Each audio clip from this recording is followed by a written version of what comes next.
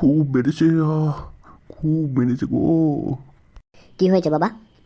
খুব মেরেছে, খুব মেরেছে ওরা। কি হয়েছে?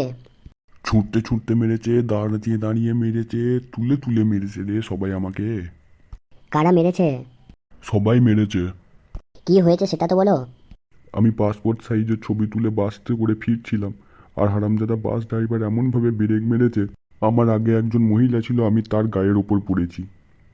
সেই মহিলা এদিক ওদিকে কোনো না দেখে আমার গালে সাঁটিয়ে চড়।